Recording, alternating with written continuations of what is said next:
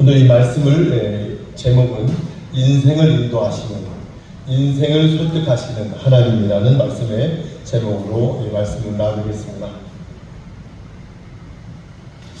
성경을 보면 하나님께서 우리를 인도하시는 그러한 방법들이 있는데, 오늘 말씀은 예레미야를 하나님께서 인도하시는데 절절하게 인도하세요.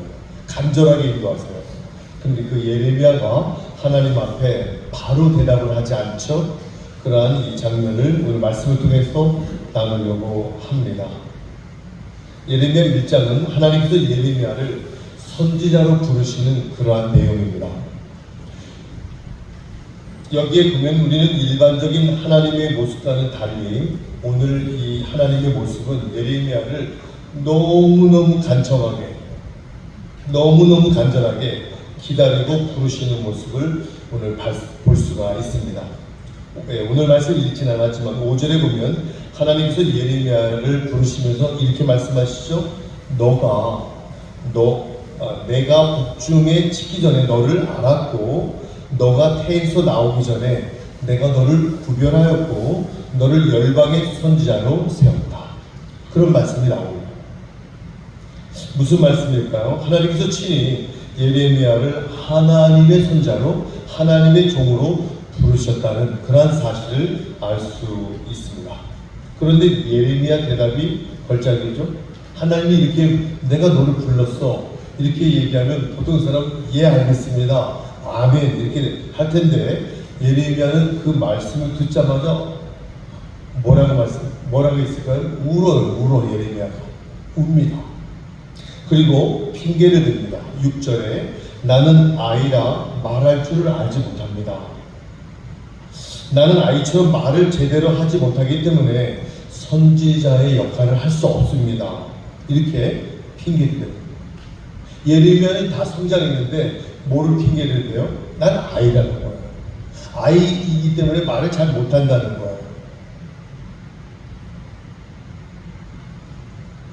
그러자 하나님께서 그 예레미야를 달래시죠.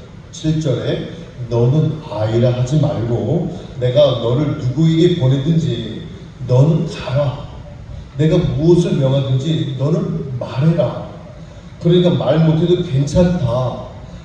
너가 할 말은 내가 다 가르쳐줄게. 너는 그만 가서 내가 전하고자 하는 나를 전해라. 그렇게 하나님이 예레미야를 설득합니다.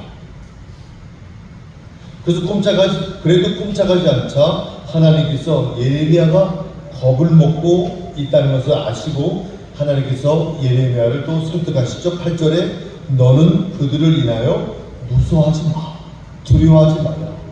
내가 너와 함께 있어 너를 구원해줄게. 그러니까 겁을 먹지 말고 내가 함께 갈 것이고 문제가 생기면 너를 지켜줄게. 이렇게 예레미야를 하나님이 설득합니다. 또한 9절에 보니까 하나님께서 친히 그 손으로 예레미야 입에 하나님이 손을 대시면서 내 말을 내 입에 두었다. 말씀의 능력을 부어주셨다는 말씀이죠. 얼마나 큰 영광입니까? 이쯤이면 예레미야가 알겠습니다, 하나님, 아멘입니다, 할렐루야입니다 이렇게 해야 되는데 어떻게 했을까요? 예레미야는 아멘을 하지 않습니다. 참 이상하죠? 자, 11절 말씀에 오늘 읽으셨는데 여호와의 말씀이 또 너에게 임했다. 이 말씀을 보면 하나님께서 예레미야를 달래시고 설득하시는 그런 이야기죠. 그런데 놀랍게도 13절을 보면 여호와의 말씀이 다시 임합니다. 하나님께서는 예레미야를 달래시고 설득하시고 간청하시는 그런 내용들입니다. 여기서 우리는 뭘 느낄까요? 마치 어머니가 어린아이의 어리광 부리고 있는 어린아이를 달래고 설득하는 그러한 장면 같아요. 속이 까맣게 타면서도 참고 견디고 설득하시는 그러한 모습입니다. 여기서 우리는 고린도전서 13장 7절에 보면 사랑에 대한 이야기가 나오죠. 고린도전서 13장. 사랑은 모든 것을 참으며, 사랑은 모든 것을 믿으며, 사랑은 모든 것을 바라며, 사랑은 모든 것을 견딘다. 지금 하나님께서 예레미야를 바라보시면서 참아주시고 믿어주시고 바라봐주시고 기다려주십니다. 하나님은 우리를 바라보시면서 늘 우리를 향해서 기다려주시고 여러분들을 바라보시면서 참아주시고 그런 하나님이시라는 것을 우리는 알 수 있습니다. 왜 그랬을까요? 왜 기다려주셨을까요? 왜 바라보시고 견뎌주셨을까요? 우리를 사랑하셨기 때문입니다. 하나님께서 예레미야를 사랑하셨기 때문입니다. 우리 모두를 하나님이 사랑하시는 줄 믿습니다. 그래서 우리를 바라보시면서 주님이 참아주시고 우리를 믿어주시고요, 우리를 바라봐주시고 우리를 견뎌주시는 그 하나님, 왜 그럴까요? 우리를 사랑하시기 때문입니다. 그래서 오늘도 우리는 이렇게 주님 앞에 나올 수 있고 오늘 이 시간 하나님 앞에 예배하며 주님께 영광을 돌리는 겁니다. 그런데 왜 예레미야는 그렇게도 하나님 앞에 아멘 알겠습니다, 순종하겠습니다, 왜 그러지 못했을까요? 당시 상황 때문이었습니다. 당시의 상황은 어땠을까요? 한번 이 상황을 들으시면 이해가 될 수 있습니다. 예레미야가 살던 시대는 이스라엘 역사상 가장 암울한 시대였습니다. 국내적으로는 요시야 왕이 죽은 후에 우상 숭배가 극심하고 죄가 관영한 그러한 상황이었습니다. 영적으로 어둠이 너무나 깊은 그러한 국내의 상황이었습니다. 국외적으로는 어땠을까요?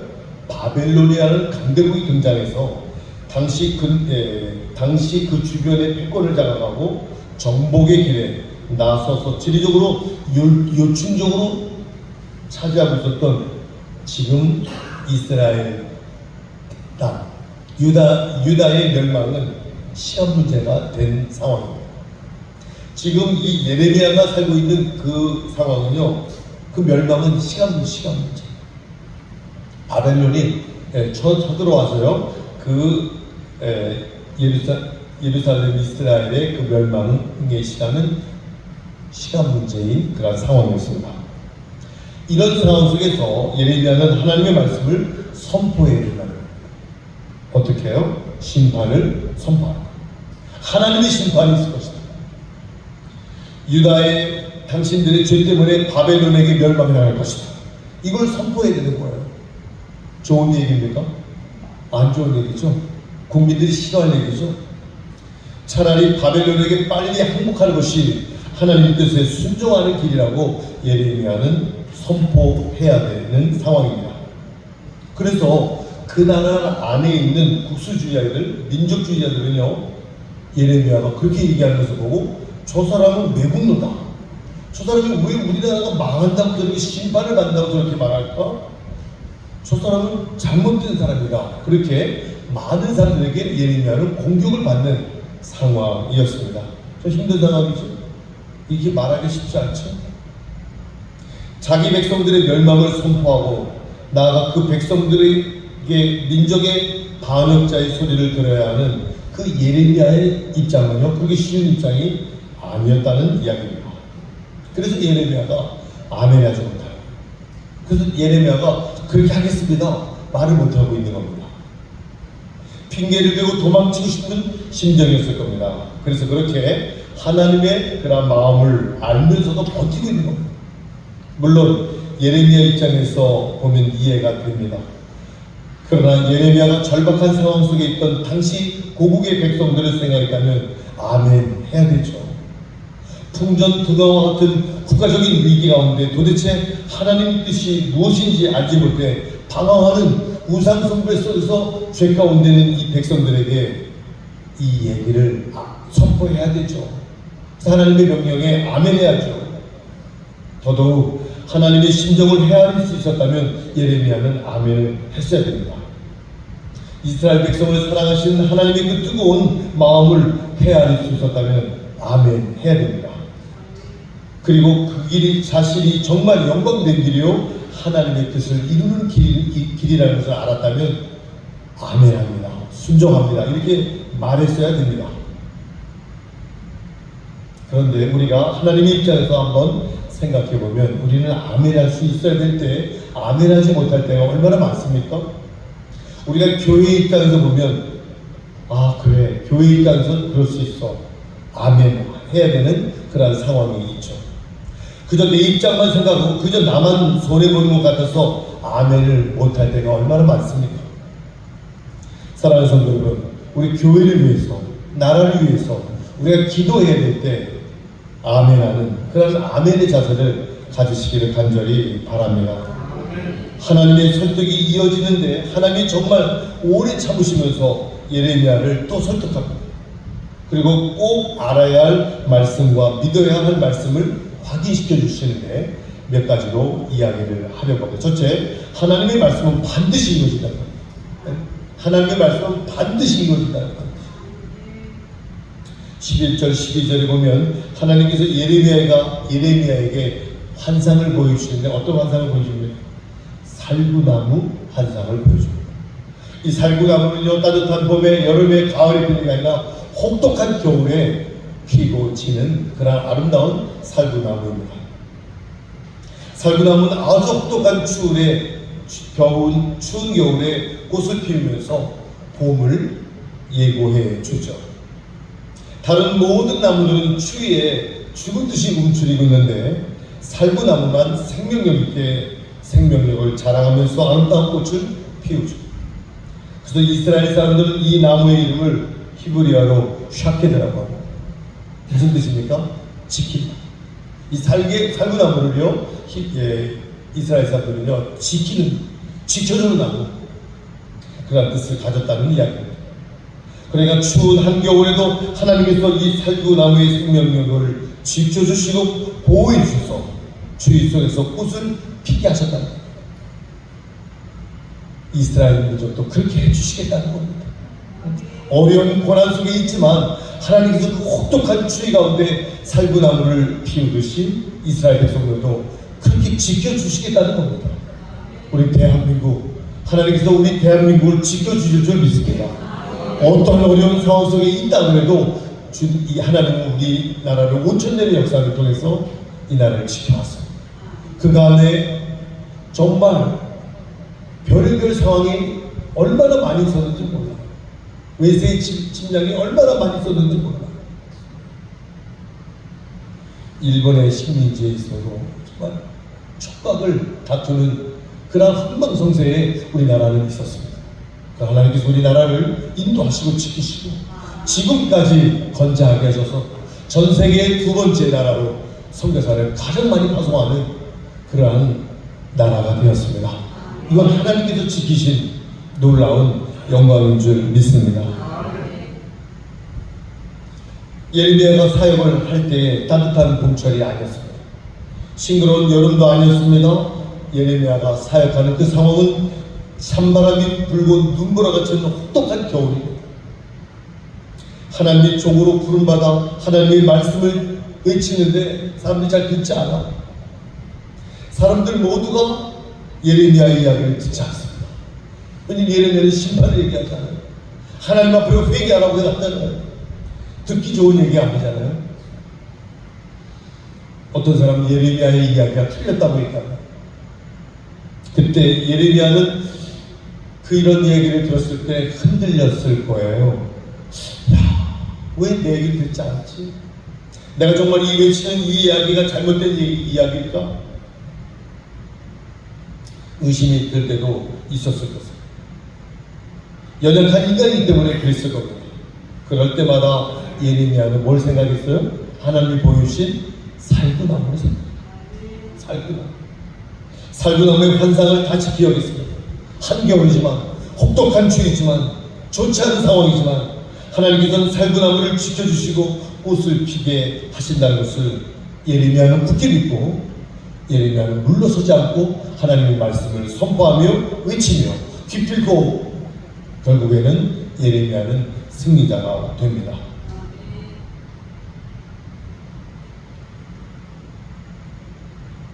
예레미야는 나름대로 살구나무의 환상을 보고 기억하고 하나님이 지켜주신다는 이 샤케드라는 그런 단어를 생각하면서 하나님은 결국 우리의 민족을 지켜주실 것이라는 그 믿음을 갖고 선포 한 것입니다.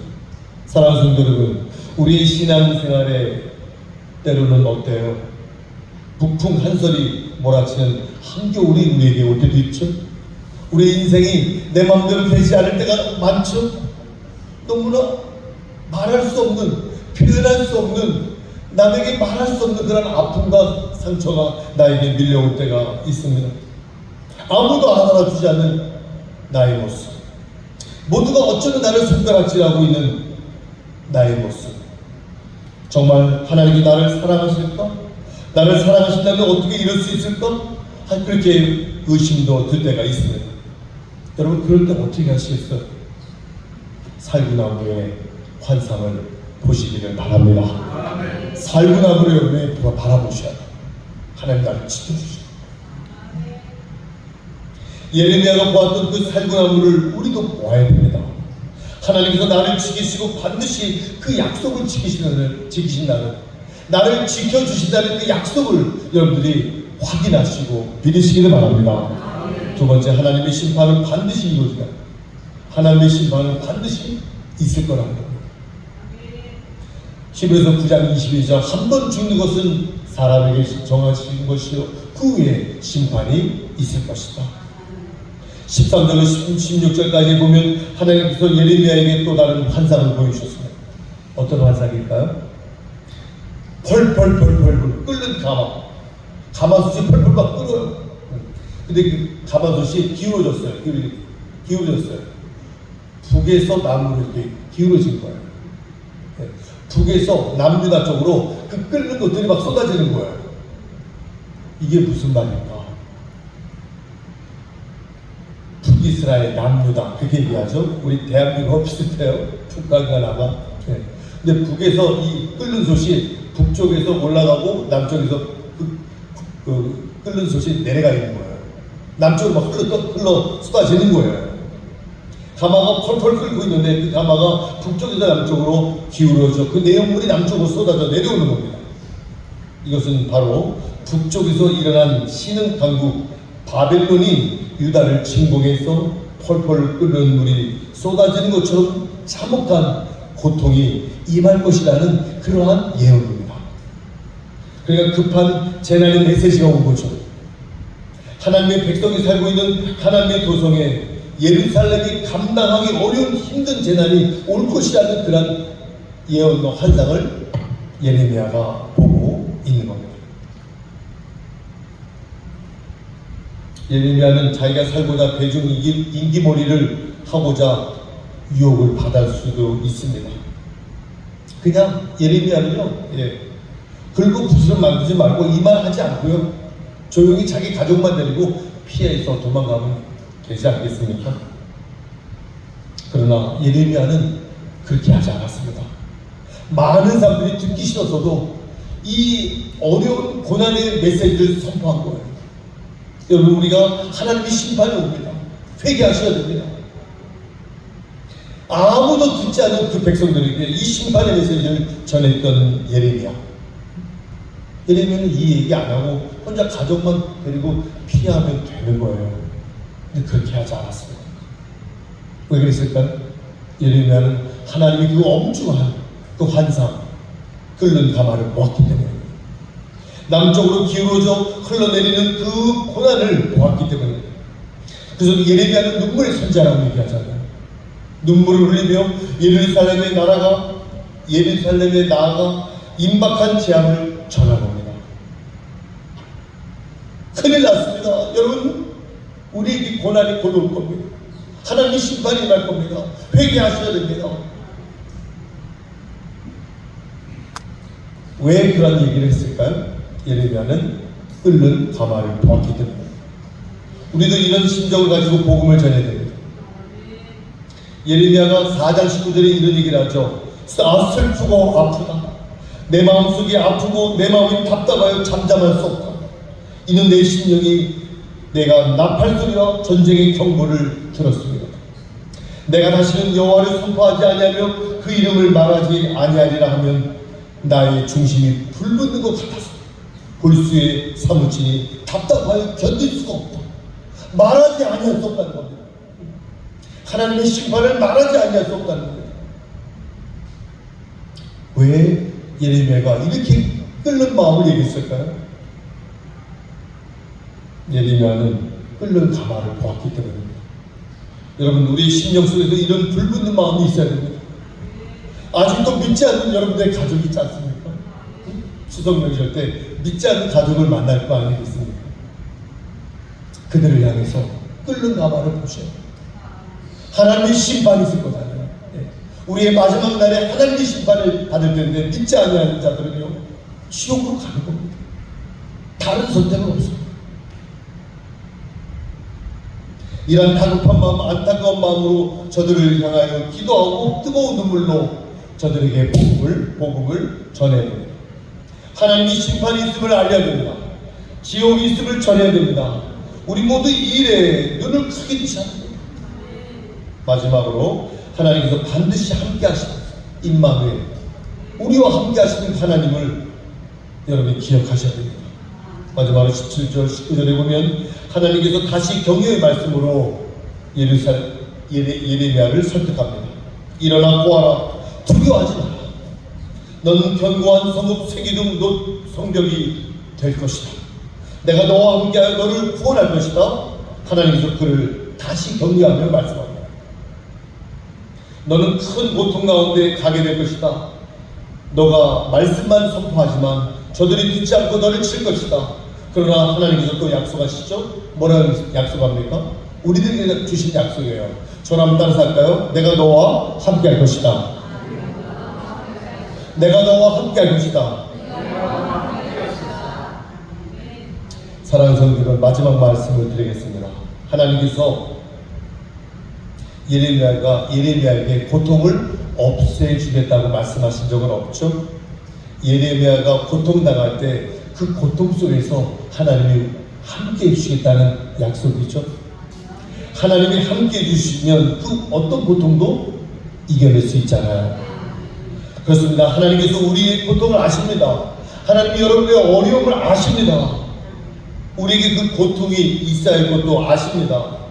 그래서 그 고통을 없애주기보다는 그 고통 속에 하나님 우리와 함께 하신다.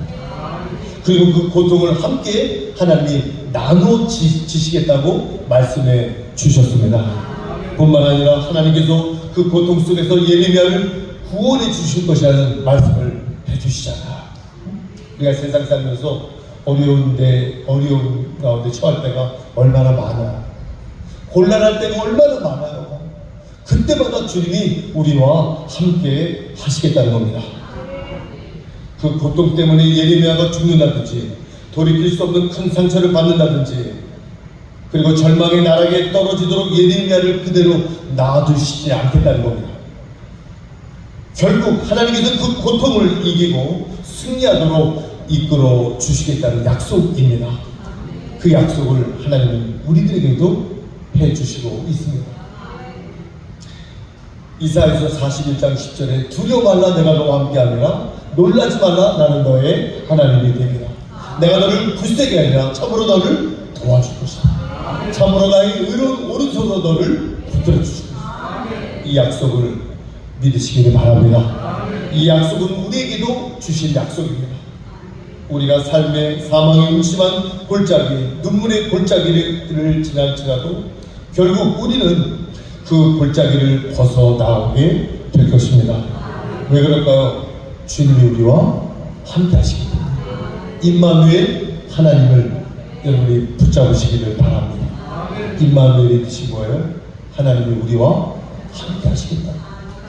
이 추석 명절에 여러분 가족과 함께 하나님의 심판을 생각하며 믿지 않는 자들에게 이 복음을 이야기해야 됩니다. 삶의 나무를 생각하며 이야기해야 됩니다. 펄펄 끓는 그 고난의 가마솥을 생각하면서 여러분의 가족에게, 여러분 주변의 영혼들에게 이 하나님의 말씀을 전하시는 명절이 되기를 간절히 주님의 이름으로 축원합니다. 기도하겠습니다.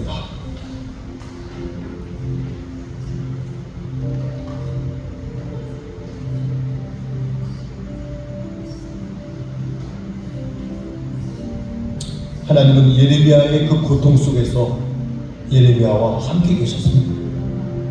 그리고 그 예레미야는 그 능력의 하나님과 함께 그 고통을 이겨내 벗어납니다. 그리고 하나님의 말씀을 선포합니다. 끓는 가마솥을 생각합니다. 죽어가는 영혼들에게 하나님의 심판을 얘기합니다. 혹독한 추위의 살구나무를 생각합니다. 하나님이 우리를 지키실 것입니다. 사랑하는 성도 여러분, 우리 하나님의 이 메시지, 하나님의 심판, 이것을 피할 사람은 없습니다. 하나님의 자녀들만이 하나님의 심판에서 살아날 수 있습니다. 이 말씀을 기억하며 우리 주여 한번 부르고 기도하겠습니다. 주여, 하나님 감사합니다. 주께서 역사하시고